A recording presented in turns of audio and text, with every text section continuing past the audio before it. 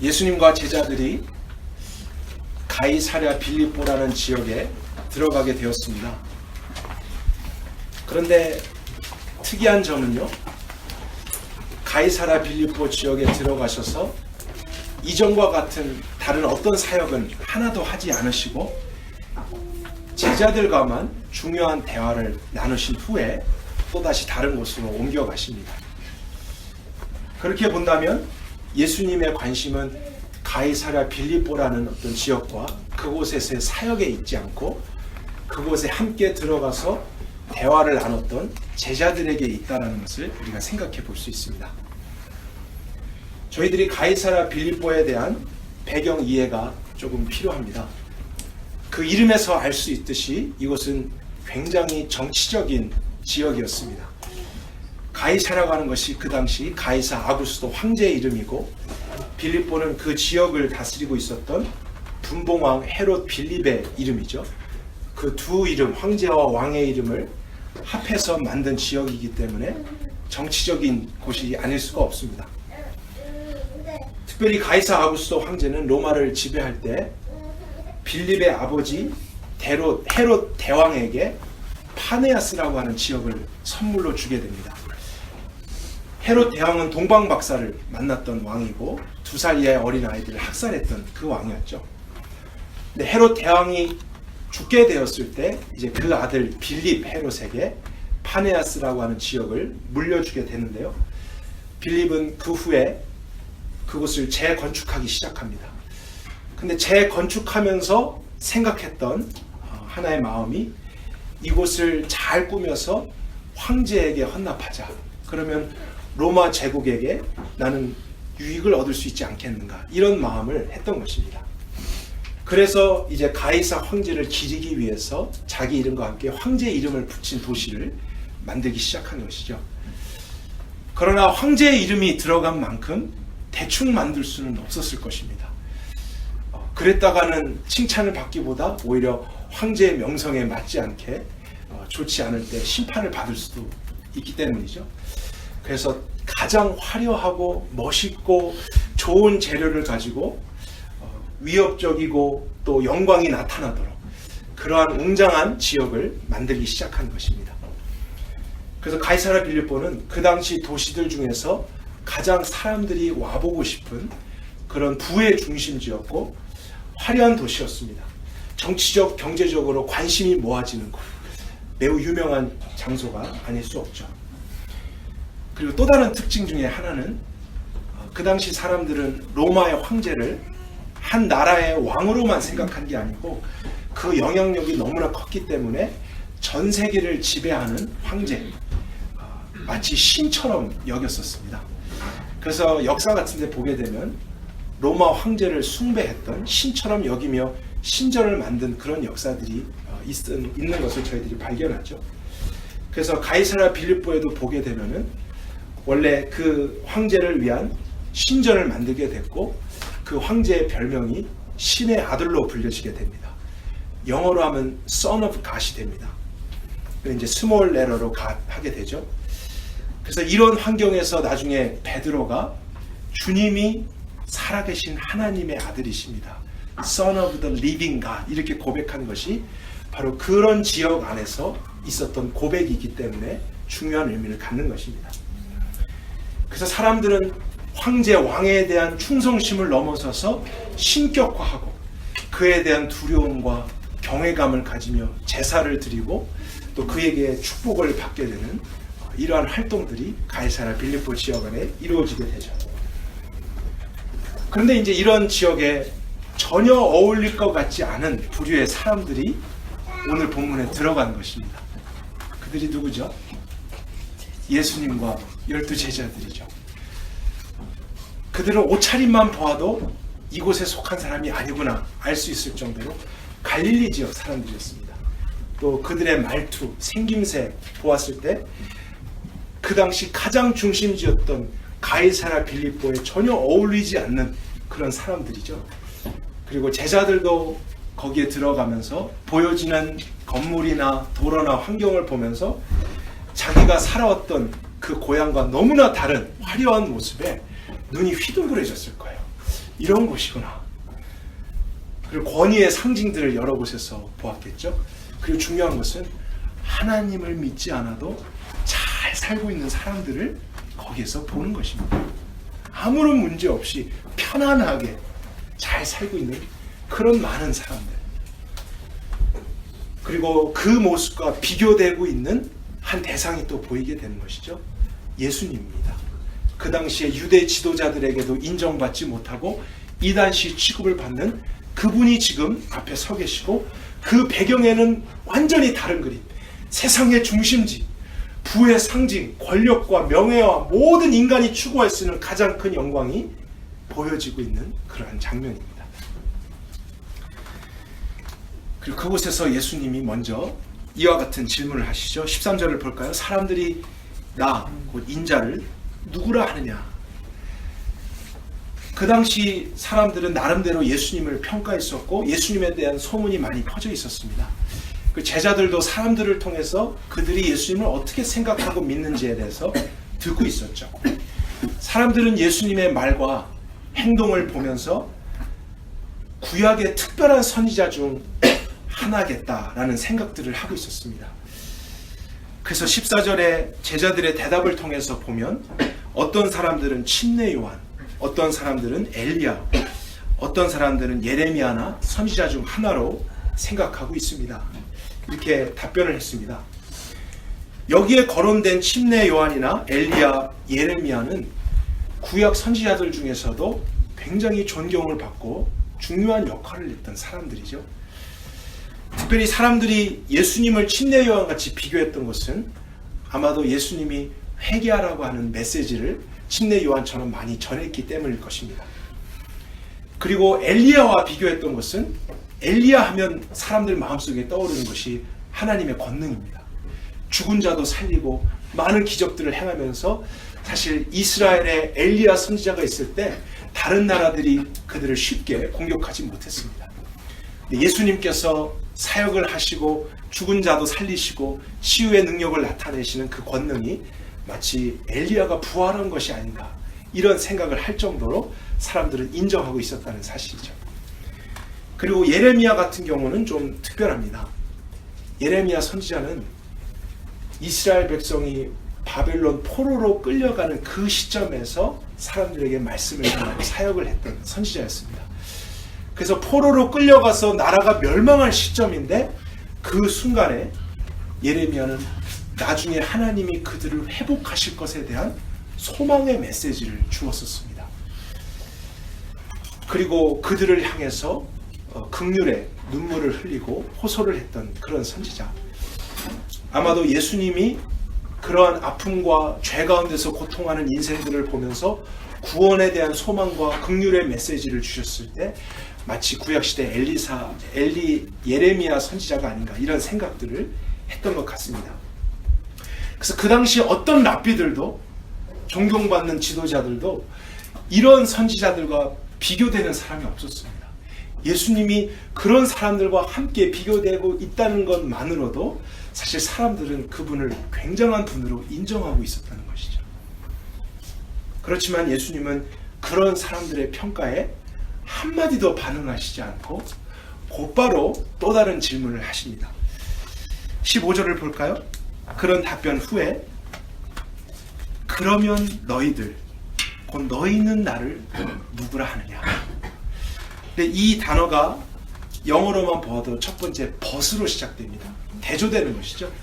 사람들이 나에 대해서 뭐라고 평가하는지 그것을 너희들이 그렇게 이야기했지만, 그러면 너희들은 나를 누구라고 생각하느냐, 믿느냐. 사실 예수님의 관심은 사람들이 뭐라고 하는지에 있는 것이 아니라 예수님을 믿고 따라오는 지금 제자들에게 있다라는 것을 우리가 발견하게 되는 부분입니다.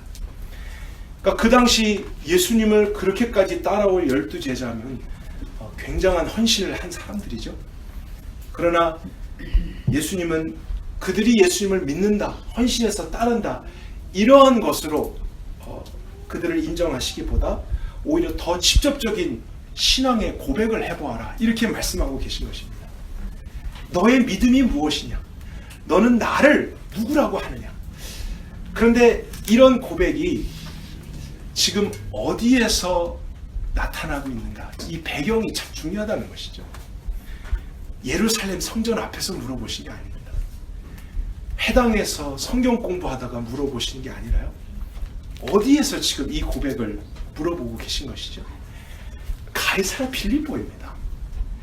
어쩌면 예수님은 일부러 그런 의도를 가지고 신앙의 고백을 하기 위해서 그들을 세상 한가운데 세우신 것이다. 이렇게 생각해 볼 수 있다는 것이죠.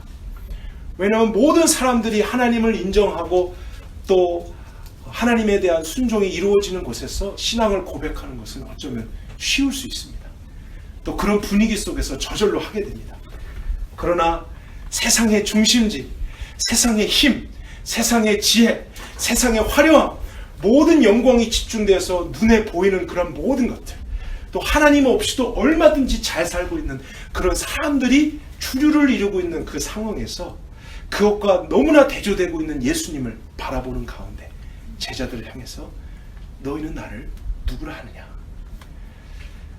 아마도 그때야 제자들은 진정한 신앙을 고백할 수 있기 때문에 그런 상황 가운데 물으신 것이 아닌가 생각이 됩니다. 우리가 이런 말씀을 통해서 몇 가지 생각해 볼 점이 있습니다. 그것은 예수님은 오늘날도 그와 같은 방식으로 저희들에게 오신다는 것을 생각할 수 있습니다. 예수님은 집합적인 개념 아니면 공동체적인 개념으로 믿음을 생각하시는 분이 아닙니다. 기독교의 믿음, 교회의 믿음, 아니면 다른 사람들의 고백, 이런 것이 예수님의 관심이 아니라 예수님은 너는 나를 누구라 하느냐, 이런 개인적인 고백을 늘 물으시는 분이라는 것을 우리는 생각해야 됩니다. 오늘 우리가 함께 모였지만 주님은 여러분 각자에게 반드시 물으실 것입니다. 아니면 이미 질문을 받으신 분도 있을 거예요. 왜냐하면 믿음이라는 것은 개인적인 것이기 때문에 그렇습니다. 부모님이 믿는다고 해서 자녀들이 저절로 믿음을 갖는 것은 아니지 않습니까? 또 부모님이 안 믿는다고 해서 자녀들이 믿음이 없게 되는 것도 아닙니다. 어떠한 상황과 환경에 있는, 배경에 있는 사람이든지 주님은 개인적으로 오셔서 다른 사람들이 뭐라 하든지 어떻게 정의하든지 너는 나를 누구라 하느냐, 너의 신앙을 한번 고백해봐라, 이렇게 개인적으로 우리에게 물으실 때가 있다는 것이죠. 그리고 그 신앙을 개인적으로 물으실 때 꼭 기억하세요. 예수님은 이런 교회나 예배 중에 우리의 신앙을 묻지 않으실 것입니다. 어디에서 물어보실까요? 정말 우리의 믿음이 드러날 수 있는 그곳이 어딜까요? 어쩌면 이 예배 후에 우리가 각자의 삶에 세상 한가운데 서게 될 때 주님은 그 자리에서 예수님을 믿지 않아도 아무런 문제 없이 살아가는 사람들이 더 많은 것 같은 그 환경 속에 나를 세우시고 세상의 영광이나 흐름이나 문화나 가치관이 통용되고 있는 바로 그 자리에 내가 서 있을 때 갑자기 주님은 부르실 거예요. 그런데 너는 나를 누구라 하느냐? 왜냐하면 우리의 믿음의 실체는 세상과 부딪히는 곳에서 드러나게 되기 때문입니다. 여러분 그렇습니까? 물론 이곳에서도 우리가 믿음을 고백하지만요, 정말 나의 믿음은 오히려 아무도 없는 곳에서, 알지 못하는 곳에서, 아무도 인정해 주지 않는 곳에서 드러나기 마련입니다. 어쩌면 그것이 실제 나일 수 있습니다. 여기에서는 우리가 함께 예배를 드리면서 함께 믿음을 추구해가고 또 배워가고 있지만 우리의 알고 있는 지식이나 입술로 고백하는 것이 다 내가 아닐 수 있다는 것이죠. 아는 것과 믿는 것에는 항상 차이가 있습니다. 그래서 우리는 이 차이가 점점 줄어들도록 바울이 이야기한 것처럼 아는 것과 믿는 것이 하나 되게 해주십시오. 이런 기도와 열망이 있어야 됩니다. 우리가 그런 고백을 한다 그래서 우리가 그런 믿음으로 다 사는 것은 아닐 수 있다는 것이죠. 그러나 주님은 그것을 아시기 때문에 언제나 개인적으로 우리가 신앙을 고백할 수 없는 것 같은 그런 세상의 한가운데서 너는 나를 누구라 하냐, 이런 질문을 하실 때가 있다는 것이죠. 우리 모두가 그런 질문을 받았을 때 당황하지 않게 되기를 바랍니다. 아멘. 그러한 믿음의 고백을 할 수 있는 준비가 늘 되어 있을 수 있길 바라요. 그러나 그냥 지식적으로 오늘 16절 같이 고백해야 되는구나 해서 주는 그리스도시여 살아계신 하나님의 아들이십니다. 교리적으로 외워서 말하는 건 말고요.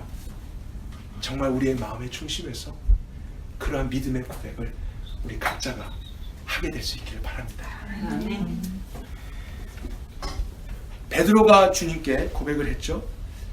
주는 그리스도시요 살아계신 하나님의 아들이십니다. 우리는 먼저 이 고백이 어떤 의미를 가지고 있는가 살펴볼 필요가 있습니다. 여기서 그리스도라고 하는 단어, 사실 한어권이고 영어권인 저희들에게는 익숙하지 않은 단어입니다. 왜냐하면 이 자체가 헬라어이기 때문에 그렇습니다. 그리고 히브리어로 같은 단어가 메시아라고 하는 단어입니다. 근데 번역자들은 이것을 번역하지 않고 원래 원어 그대로 그냥 풀어서 기록을 했습니다. 그래서 그리스도나 메시아라고 하는 단어의 문자적인 의미는 기름 부음을 받은 자 이런 뜻입니다. 그래서 한글로 우리가 기름 부음 받은 자 하면 그런 것이구나 이렇게 이해가 되는 것이죠. 그것은 하나님께 구별된 자 이런 뜻을 가지고 있습니다. 하나님이 어떤 사람을 구별하여 세우실 때 구약시대 때 기름을 부어서 세우셨었습니다. 그런데 16절 우리 성경을 자세히 보면 한글 성경에는 안 나와 있는데요. 영어나 원문에 보게 되면 주는 그리스도시요 라고 할 때 그리스도라고 하는 단어 앞에 정관사가 하나 붙어 있습니다. 더라고 하는 정관사가 있어요. 그래서 기름 부음 받은 자이십니다. 이런 고백이 그냥 일반적인 의미를 갖는 것이 아니라 더 크라이스트, 어떤 특정한 기름 부음 받은 자이십니다. 이렇게 베드로가 구약에 있었던 예언과 연결하고 있는 신앙의 고백이라는 것을 우리가 확인해야 됩니다. 왜냐하면 구약시대 때 기름 부음 받은 사람은 많았기 때문입니다. 많은 왕들, 선지자들, 또 제사장들이 기름을 부음 받았잖아요. 그러나 베드로가 생각하는 그 기름 부음 받은 자, 더 크라이스트는 따로 있었던 것입니다. 그리고 그분은 살아계신 하나님의 아들이십니다 하는 고백을 했죠. 베드로가 생각했던 그 그리스도, 그분은 하나님의 약속에 따라서 이 땅에 오실 구원자였습니다. 하나님은 구약 선지자를 통해서 이 세상 가운데 무너진 하나님의 나라를 다시 세우시고 의와 공의로 통치할 영원한 왕을 보내시겠다고 약속하셨습니다. 그래서 한 그리스도 기름 부음 받은 자를 보낼 것인데 그는 왕처럼 다윗의 자손을 통해서 올 것이다 라고 예언을 해주셨었죠. 그래서 왕의 권위를 갖고 통치를 하실 분입니다. 그리고 예레미야 선지자의 예언처럼 그분이 진정한 평안과 회복을 이루어줄 구원자의 역할을 할 것이다 라고 많은 곳에서 예언을 해주셨습니다. 그리고 그분은 로마 황제처럼요, 억지로 인위적으로 신성시되는 분이 아니라 그분 자체가 신성하신 분으로서 살아계신 하나님의 아들이기 때문에 우리 모든 인류가 유일하게 경배하고 순종해야 될 대상이 된다는 것, 그것을 구약의 예언자들은 예언을 했었습니다. 우리가 이런 예언이 담긴 중요한 한 구절, 한 부분을 같이 한번 찾아보도록 할까요? 시편 2편을 같이 찾아보겠습니다.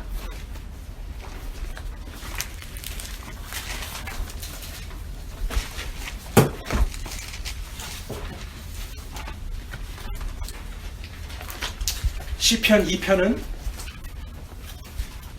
그 당시에 오실 예수님을 예언했던 가장 확실한 하나님의 예언 말씀 중에 하나입니다. 특별히 7절 같은 것을 볼 때 너는 내 아들이라 오늘날 내가 널 낳았도다. 이 구절은 예수님께서 침례를 받으시고 또 사역하실 때 하나님이 직접 말씀해 주셨던 그런 내용들이죠.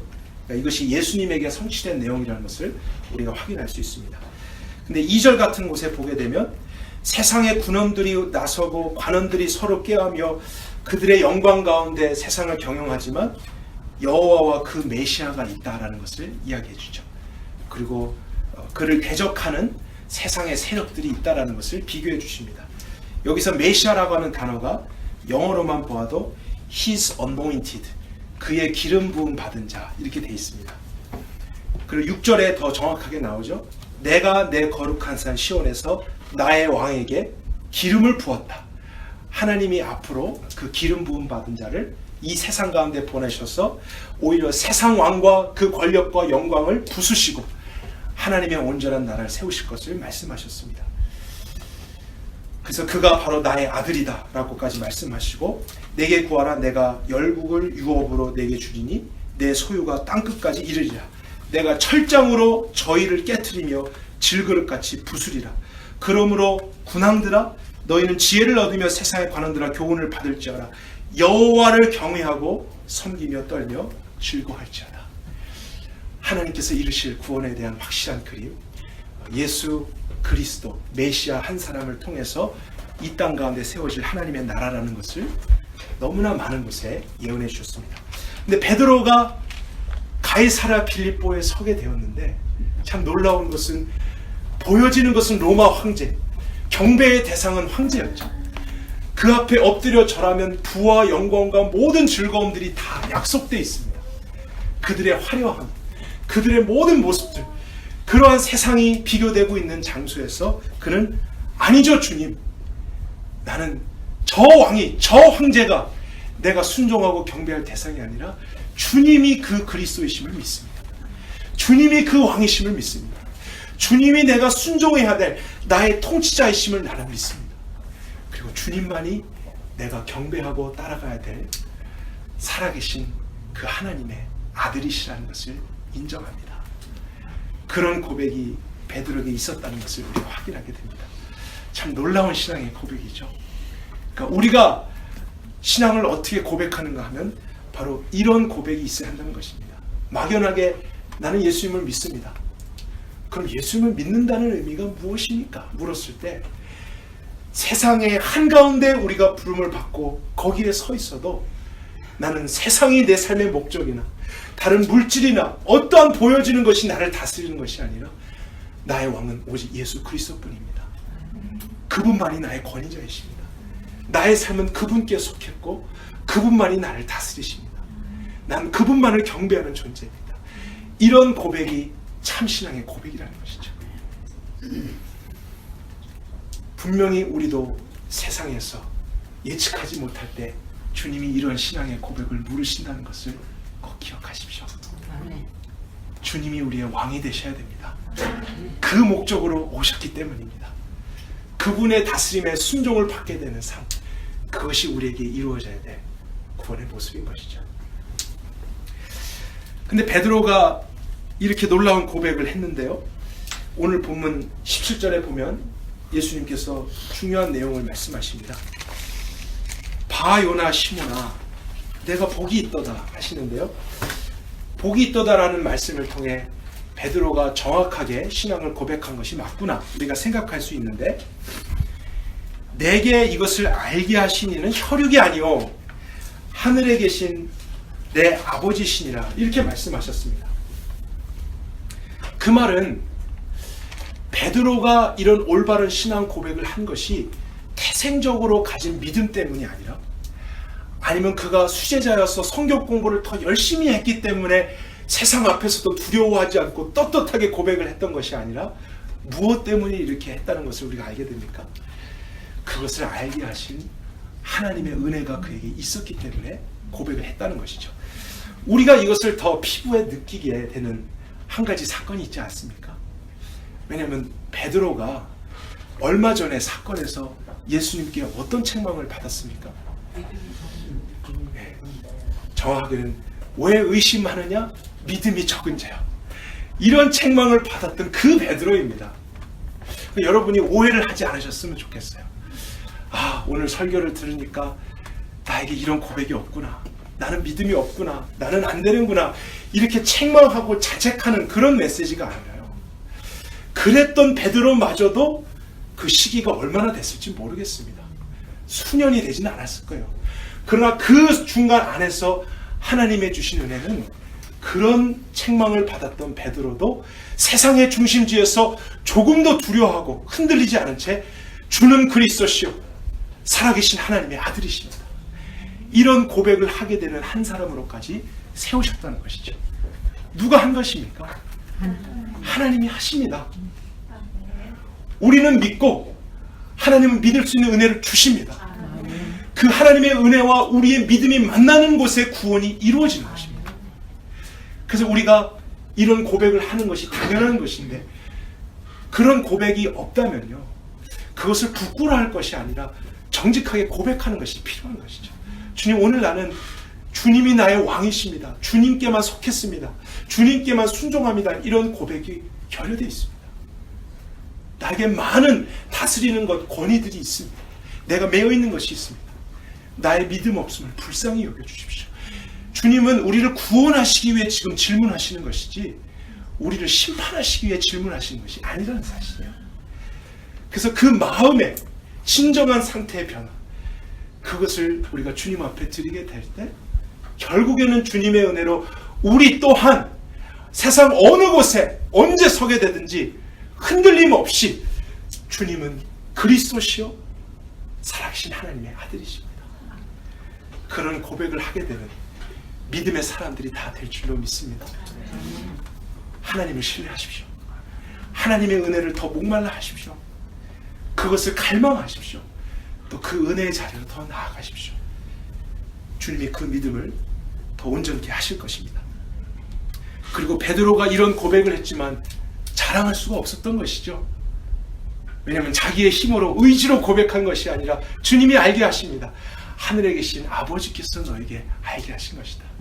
그러니까 우리가 그런 믿음을 고백한다 해도 이것이 내가 만들어낸 것이 아니었구나. 나의 열심으로 세워놓은 것이 아니구나. 그래서 그 믿음조차도 자랑하지 않고 겸손하게, 그리고 주님 더 은혜를 구하오니 나의 주신 이 믿음 더 온전해질 수 있도록 오늘과 내일도 이끌어 주십시오. 이런 자세로 살아가는 사람들이 참 주님의 제자인 것이죠. 예수님이 그렇게 말씀하신 후에 또 다른 중요한 말씀을 하십니다. 오늘 마지막으로 여러분과 이 부분을 집중해서 보길 바랍니다. 18절입니다. 내가 또 내게 이르노니 너는 베드로라. 내가 이 반석 위에 내 교회를 세우리라. 여기서 너는 베드로라 라고 예수님이 말씀하셨는데, 사실 베드로라고 하는 것은 그의 이름이 아닙니다. 그의 이름은 무엇이죠? 17절에 나오죠. 바요나 시모나. 그래서 바라고 하는 것은 헬라어인데 아들이라는 뜻입니다. 그래서 요나의 아들 시모나. 원래 그의 태생 이름은 시몬이죠. 그런데 베드로라고 하는 그 이름은 별명으로 예수님이 붙여주신 것이었습니다. 그 뜻이 무엇이냐면 반석이라는 뜻입니다. 그래서 18절을 다시 그렇게 생각해 볼 때 너는 베드로라, 너는 반석이라. 내가 이 반석 위에 내 교회를 세우리라. 그럼 이 반석이라는 의미가 중복되고 있는 것을 우리가 확인합니다. 그래서 내가 이 반석 위에 내 교회를 세운다 했을 때 이 반석이라는 것이 무엇을 의미하겠는가에 대한 많은 해석들이 있었습니다. 또 참 이해가 필요한 부분입니다. 문자적으로 보게 된다면 우리가 어떻게 해석을 할 수 있을까요? 베드로 이름이 반석이니까 이 반석 위에, 베드로 위에 내 교회를 내가 세우리라. 이렇게 문자적으로 해석을 해볼 수 있겠죠. 그런데 사실 그렇게 문자적인 의미로 해석을 했던 사람들이 로마 가톨릭이었습니다. 그래서 그들은 베드로 위에 세워진 교회, 그것만이 교회다. 베드로가 시초다 해서 베드로를 제1대 초대 교황으로 믿고 있죠.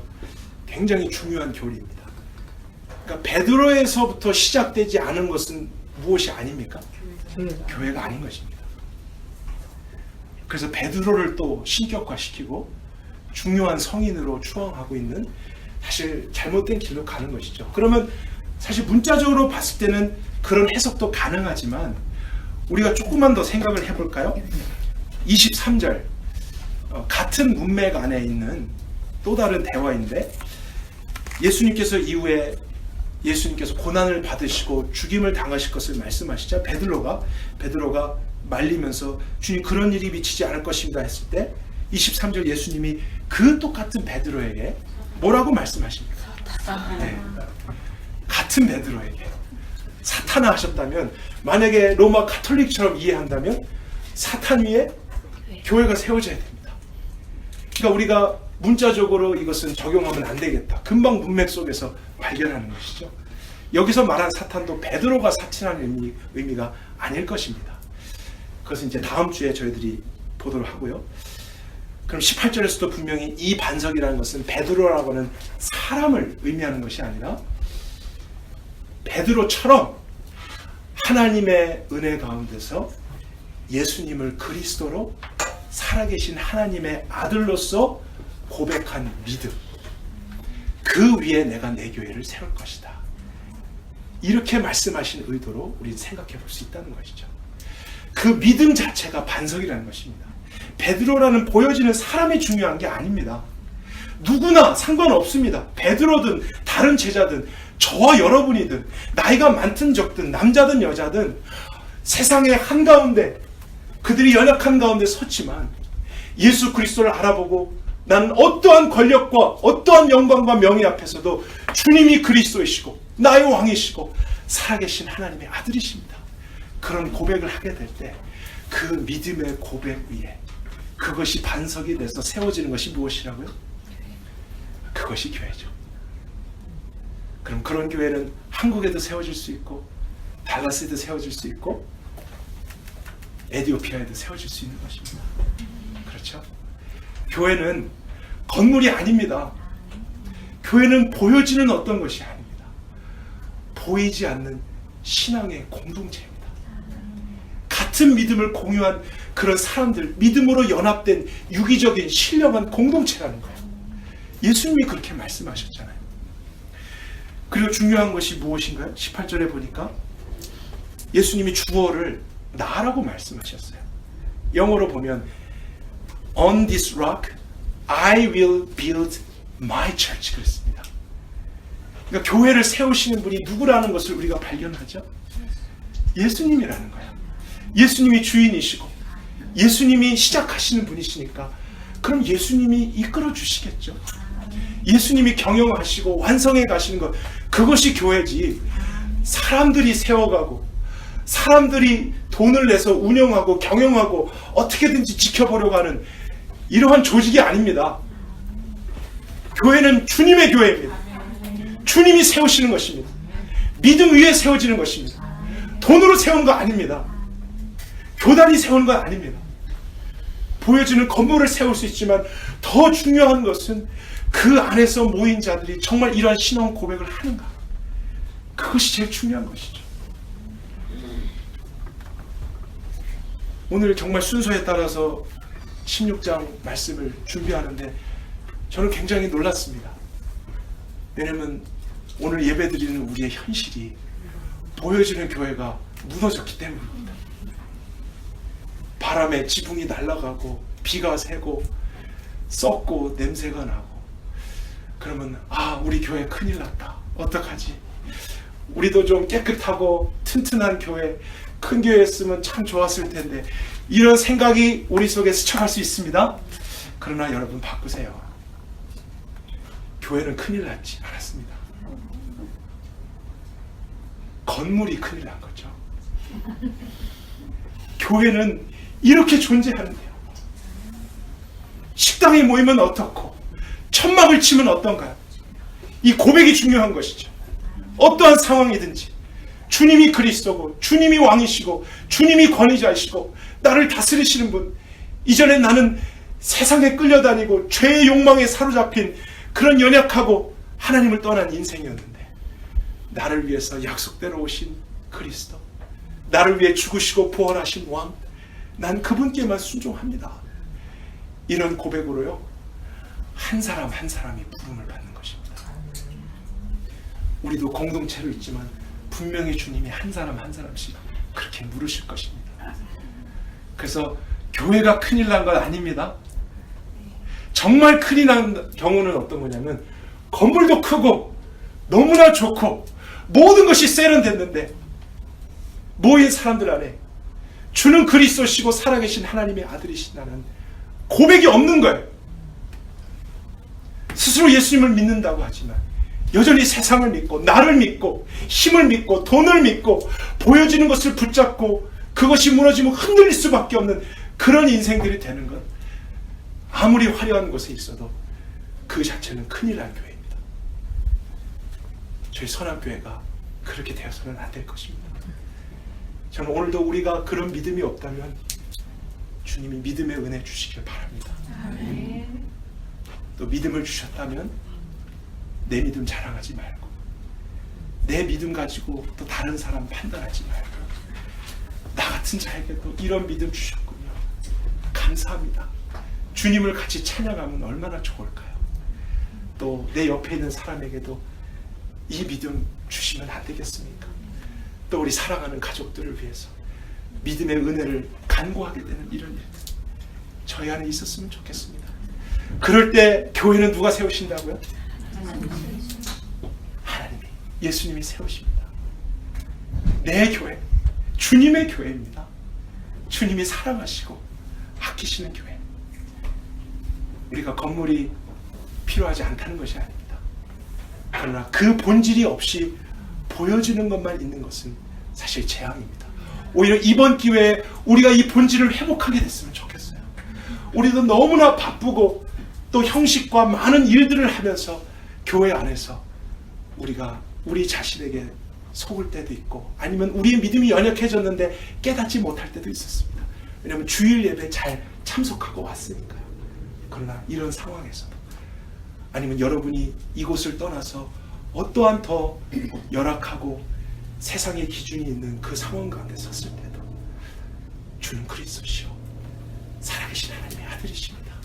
이런 고백을 하게 된다면 주님이 여러분을 통해서 교회를 세워가실 것입니다. 아멘.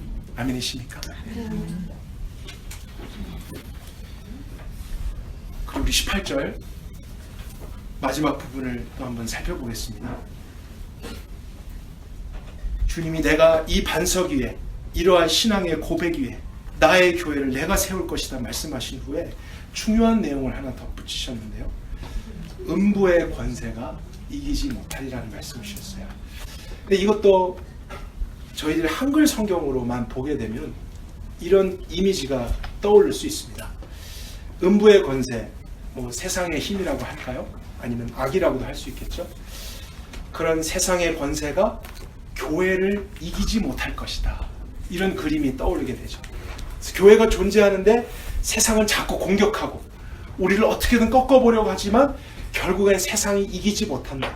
교회가 잘 방어했다. 이런 의미가 될 수 있을 것입니다. 그런데 영어 성경으로만 보아도 사실 그런 의미가 아니라는 것을 쉽게 발견하게 됩니다. 제가 번역이 한글로 왜 이렇게 됐는지까지는 지난주에 확인을 해보지 못했는데요. 여기서 음부라고 하는 단어는 성경에서 지옥이라고 하는 단어의 또 다른 단어입니다. 그리고 권세라고 하는 단어의 원래 뜻은 대문이라고 하는 뜻입니다. 게이트. 그래서 그대로 직역을 해본다면 지옥의 문이 교회를 이기지 못할 것이다. 이렇게 번역되는 것이 더 바른 번역입니다. 그래서 영어로는 The Gates of Hell 이렇게 되어 있습니다. 지옥의 문들이 견디지 못할 것이다. 이기지 못할 것이다.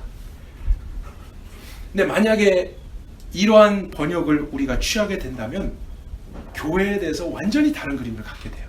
첫 번째, 음부의 권세가 교회를 공격하지만 이기지 못할 것이다 했을 때는 교회가 굉장히 방어적이고 계속 견디면서 인내하면서 그러나 우리가 승리했다 이런 그림이지만 지옥의 문들이 교회를 견디지 못할 것이다.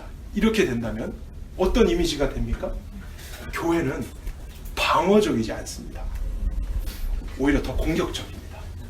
지옥의 문을 부수고 어둠의 빛을 비추고 잃어버린 자를 향해서 찾아가고 그들에게 생명의 길을 알게 하고 이러한 주님의 사역을 하면서 결국에는 지옥을 갈 수밖에 없었던 그 붙잡힌 인생을 다시 한번 문을 부수면서까지 구출해내고 건져내서 하나님의 나라를 세우는 것이 교회가 되는 것이죠.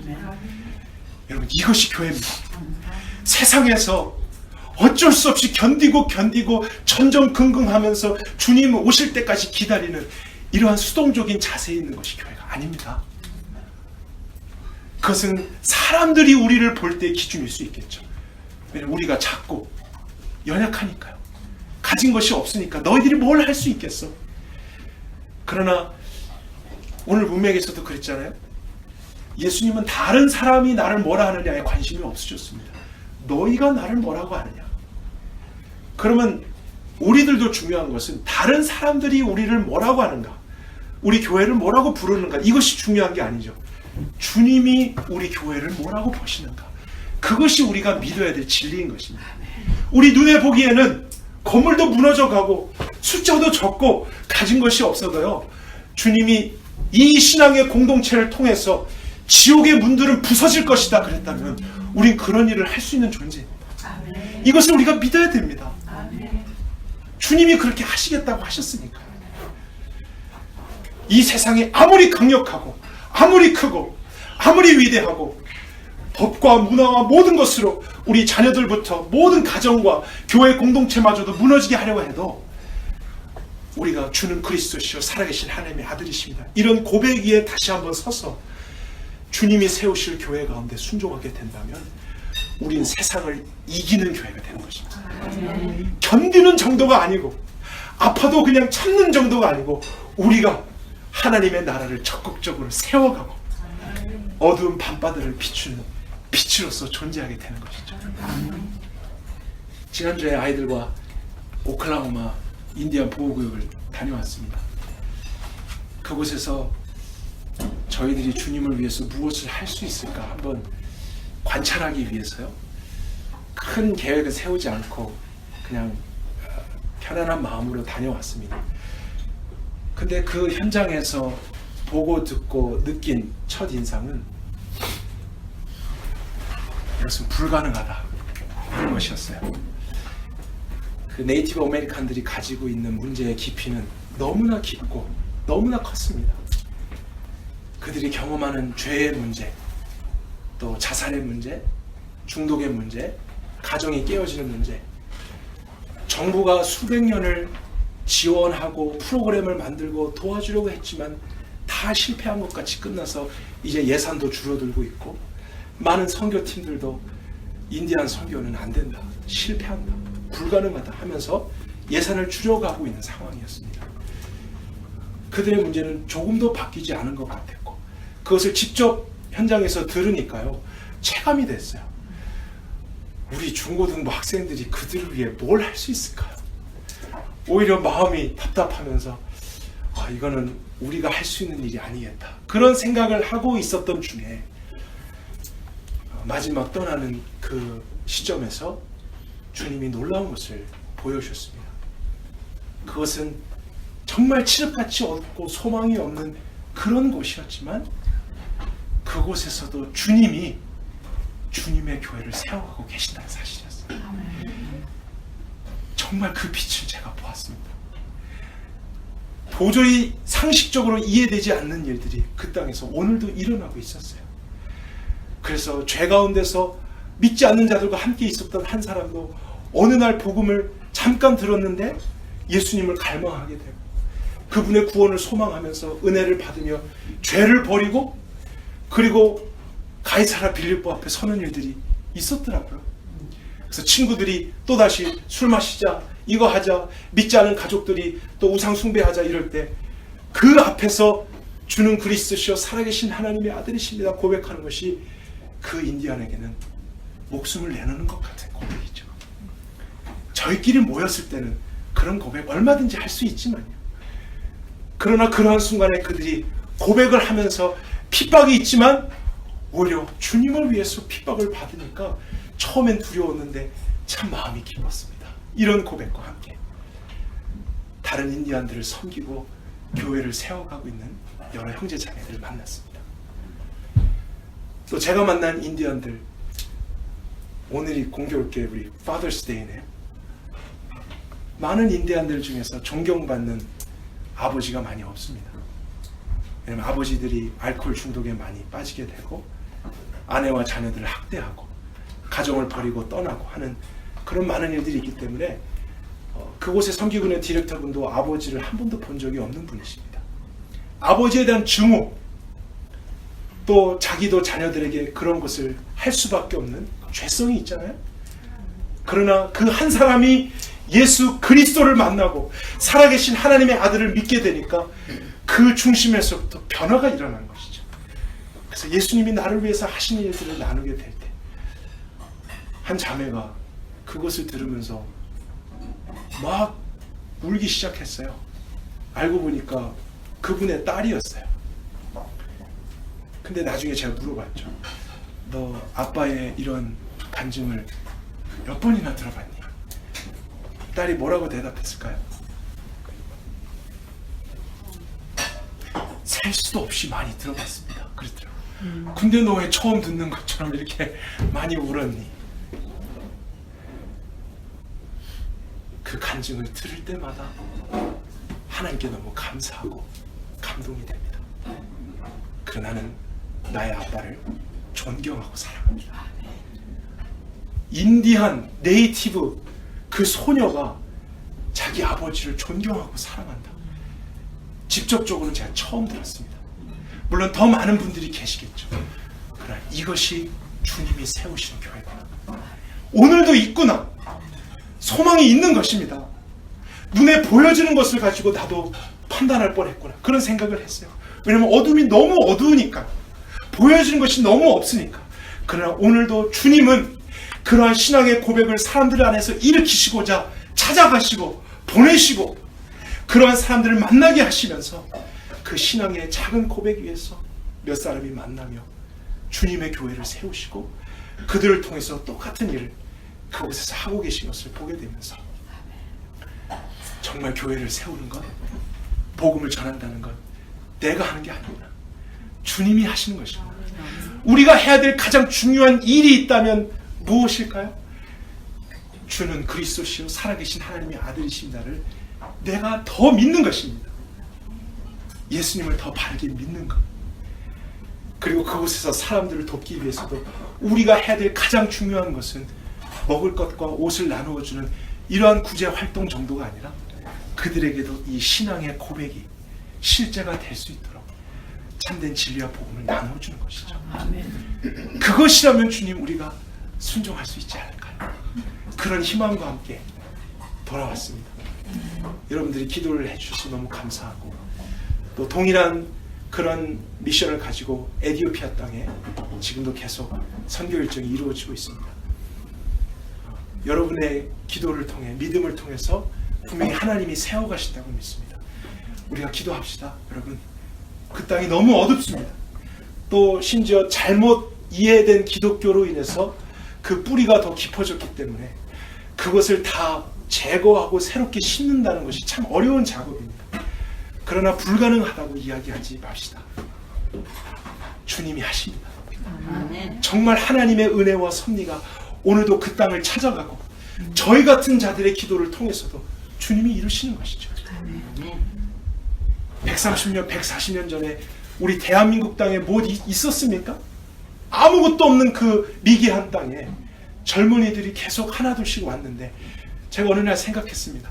보여지는 것은 젊은이 한 사람이 왔는데 이 한 사람을 보내기 위해 같은 시간 지구 반대편에서 교회는 얼마나 기도하고 있을까? 얼마나 지원하고 관심을 갖고 있을까? 그러니까 한 사람이 온 게 아니더라고요. 그 교인들이 다 온 것이었어요. 우리들도 그렇다는 것이죠. 간 사람도 있지만 우리도 사실 에티오피아를 같이 가고 오클라호마를 같이 가는 것입니다. 주님이 이 땅을 치유해 주십시오. 나에게도 그런 은혜를 주셨는데 그들에게도 좀 주시면 안 되겠습니까? 또 주님의 교회는 우리의 능력이 아닌 주님이 세우십니다. 우리는 주님께 맡은 바 충성을 다하고 온전한 복음을 전하겠사오니 주님이 세워주십시오. 우리가 그렇게 기도해 갈 때 분명히 우리 한 사람의 신앙 고백을 넘어서서 우리 공동체와 다른 교회들에게까지 주님이 원하시는 온전한 고백들이 이 마지막 시대에도 울려 퍼지게 될 것을 믿습니다. 아멘. 함께 기도합시다.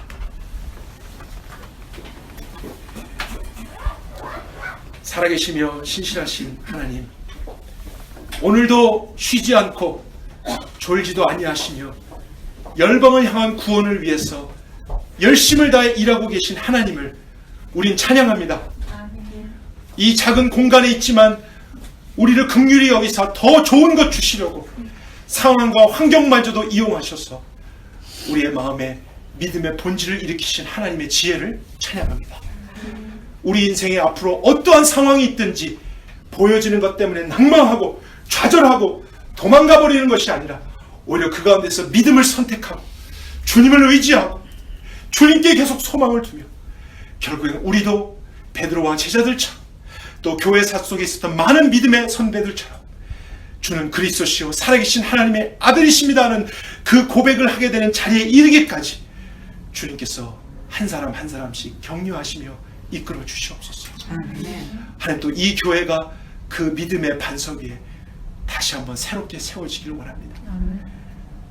허위 허식과 잘못된 종교의 옷을 입고 있었던 것이 있다면 우리를 벗겨주시고 새로운 의의 옷을 입혀주시옵소서. 초심으로 돌아가게 하시고 아무것도 없는 것에 정말 새롭게 지어져 가는 새로운 교회처럼 그 믿음 위에서만 세워질 수 있기를 원합니다. 또 그 믿음을 서로 붙들어주는 사랑의 공동체가 되기를 원합니다. 그리고 저희들 세상의 기준으로 볼 때는 작고 연약하지만 주님이 지옥의 문들이 이 교회를 견디지 못할 것이다 말씀하셨던 것을 신뢰하며 우리에게 맡겨주신 일에 순종하게 될 때 우리는 겨우겨우 이 지역에서 생존해가는 교회가 아니라 주님 앞에 놀랍도록 쓰임을 받는 그런 거룩한 교회가 될 줄로 믿습니다. 주님, 우리가 그렇게 살고 싶습니다. 그렇기 때문에 우리를 축복해 주십시오. 그렇기 때문에 우리에게 은혜를 베풀어 주옵소서. 오늘도 선하신 주님을 신뢰하고 감사와 찬양을 드리며 예수 그리스도 이름으로 기도했습니다. 아멘.